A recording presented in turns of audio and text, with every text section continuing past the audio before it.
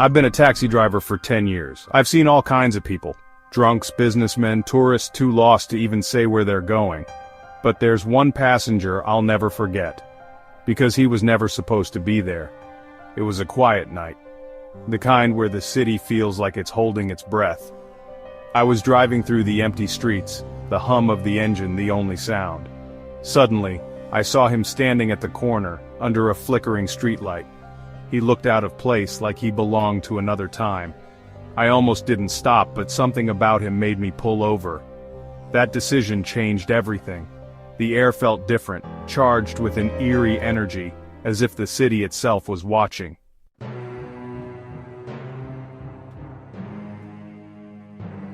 It was late, a little after 2 a.m. I was about to end my shift when I saw him, standing on the corner just outside a closed diner. No umbrella, no jacket, just waiting. The street was eerily quiet, the kind of silence that makes you uneasy. Something about him felt off. His eyes were fixed on the ground and he seemed lost in thought. But I pulled over anyway. Maybe it was curiosity, or maybe it was the sense of duty that comes with the job. As I approached, I couldn't shake the feeling that this encounter was going to be different. The air felt heavy, charged with an unspoken tension. I rolled down the window and asked if he needed a ride. His response, or lack thereof, would set the tone for the rest of the night.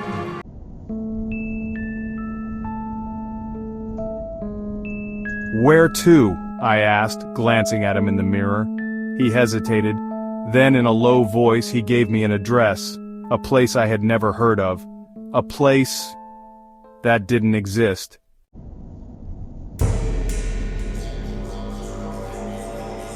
The moment I started driving, I felt it. The air inside the cab changed, heavier, colder. My skin prickled like I was being watched, but when I looked in the mirror, he was just sitting there, silent, still.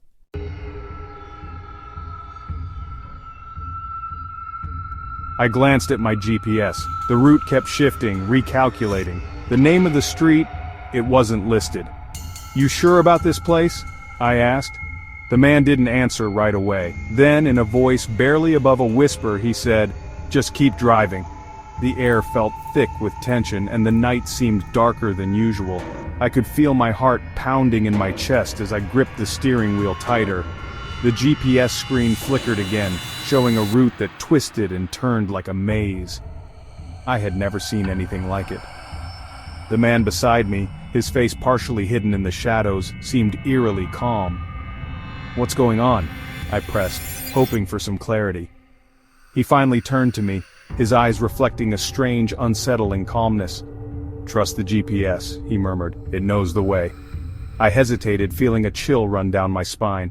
The road ahead was unknown, but I had no choice but to follow.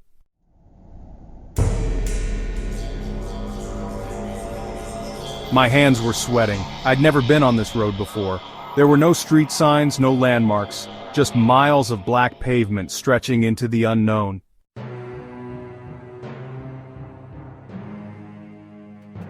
Something in my gut told me to turn around, to tell him the ride was over, but I didn't. I just kept driving.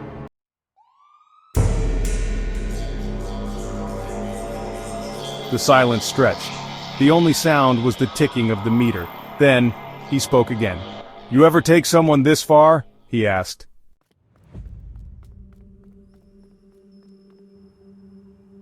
"Not often," I said, trying to keep my voice steady. "You meeting someone out here?"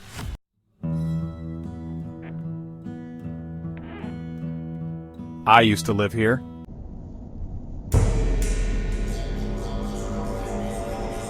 I didn't know what to say to that. The road felt like it had no end. I glanced at my phone. No signal, no GPS. That's when I noticed something. The man's reflection in the rearview mirror wasn't there.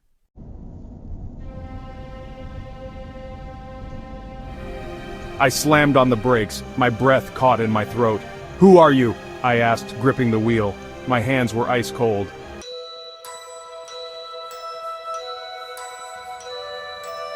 "We're almost there."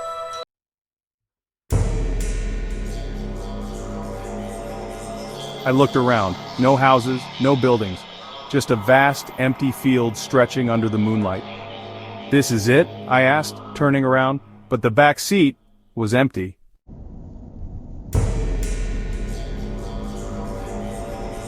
I never heard the door open, never felt the weight shift. He was just gone.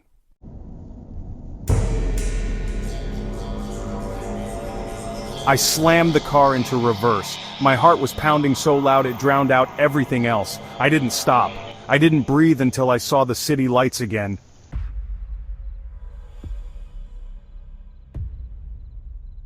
When I checked the meter, the fare was gone. The trip history erased.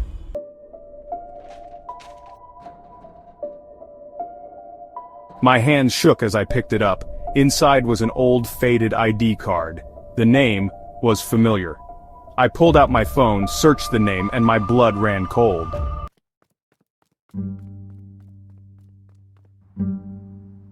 He had died over 30 years ago, murdered, on this road, in a taxi, and his body was never found.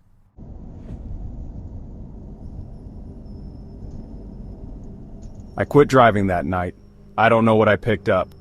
But I know one thing for sure. That man never got out of my car.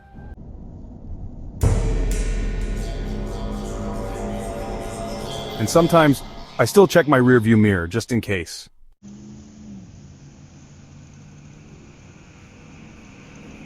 Some roads lead nowhere, some passengers were never supposed to arrive. Subscribe for more chilling stories.